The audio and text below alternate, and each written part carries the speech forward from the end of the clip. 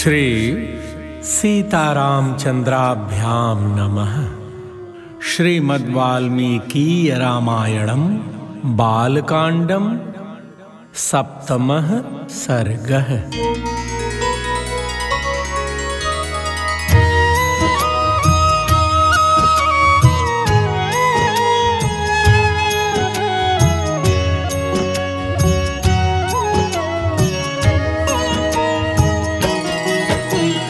तस्यामात्या गुणैरासन्निक्ष्वाकोः सुमहात्मनः मन्त्रज्ञाश्चेङ्गितज्ञाश्च नित्यं प्रियहिते रताः। अष्टौ बभूवुर्वीरस्य तस्यामात्या यशस्विनः शुचयश्चानुरक्ताश्च राज्यकृत्येषु नित्यशः। धृष्टिर्जयन्तो विजयः सुराष्ट्रो राष्ट्रवर्धनः अकोपो धर्मपालश्च सुमन्त्रश्चाष्टमूर्धवित्। ऋत्विजौ द्वावभिमतौ तस्यास्तामृषि सत्तमौ वसिष्ठो वामदेवश्च मन्त्रिणश्च तथा परे।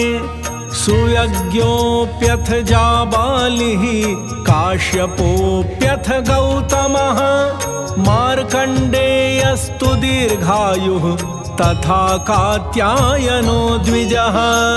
एतैर्ब्रह्मर्षिभिर्नित्यमृत्विजस्तस्य पौर्वकाः विद्याविनीता ह्रीमन्तः कुशला नियतेन्द्रियाः। श्रीमन्तश्च महात्मानः शस्त्रज्ञा दृढविक्रमाः कीर्तिमन्तः प्रणिहिता यथा वचनकारिणः। तेजः क्षमा यशः प्राप्ताः स्मृतिपूर्वाभिभाषिणः क्रोधात् कामार्थहेतोर्वा न ब्रूयुर्नृतं वचः।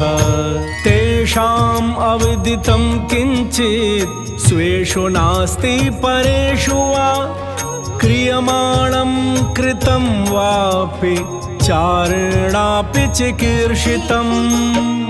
कुशला व्यवहारेषु सौहृदेषु परीक्षिताः प्राप्तकालं यथा दण्डं धारयेयुः सुतेष्वपि। कोशसंग्रहणे युक्ता बलस्य च परिग्रहे अहितं चापि पुरुषं न हिंस्युरविदूषकम्। वीराश्च नियतोत्साहा राजशास्त्रम् अनुष्ठिताः शुचीनां रक्षितारश्च नित्यं विषयवासिनां।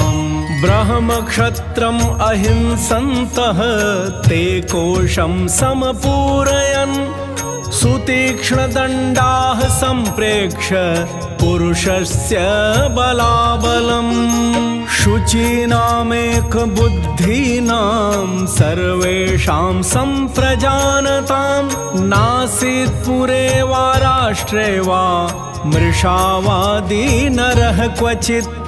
क्वचिन्न दुष्टः तत्रासीत् परदाररतिर्नरः प्रशान्तं सर्वमेवासीत् राष्ट्रं पुरवरं च तत्। सुवाससः सुवेशाश्च ते च सर्वेषु च व्रताः हितार्थाश्च नरेन्द्रस्य जाग्रतो नयचक्षुषा। गुरोर्गुणगृहीताश्च प्रख्याताश्च पराक्रमैः विदेशेष्वपि विज्ञाताः सर्वतो बुद्धिनिश्चयाः। अभितो गुणवन्तश्च न चासन् गुणवर्जिताः सन्धिविग्रह तत्त्वज्ञाः प्रकृत्या सम्पदान्विताः।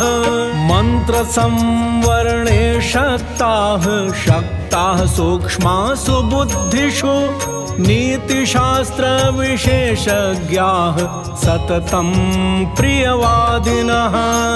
ईदृशैस्तैरमात्यैष्य राजा दशरथो नघः उपपन्नो गुणोपेतैः अन्वशासद्वसुन्धराम्। अवेक्ष्यमाणश्चारेण प्रजाधर्मेण रक्षयन् प्रजानां पालनं कुर्वन् अधर्मं परिवर्जयन्। विश्रुतस्त्रिषु लोकेषु वदान्यः सत्यसङ्गरः स तत्र पुरुषव्याघ्रः शशास पृथिवीमिमाम्।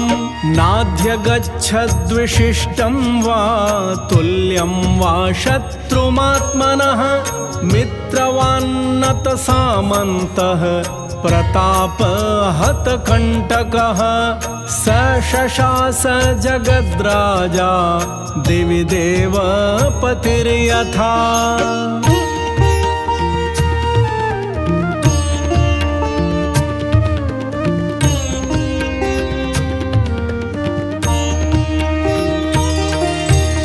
तैर्मन्त्रिभिर्मन्त्रहिते निविष्टैः वृतोऽनुरक्तैः कुशलैः समर्थैः सपार्थिवो दीप्तिमवापयुक्तः तेजोमयैर्गोभिरिवोदितोऽर्कः। इत्यार्षे श्रीमद् रामायणे वाल्मीकीये आदिकाव्ये बालकाण्डे 7मः सर्गः।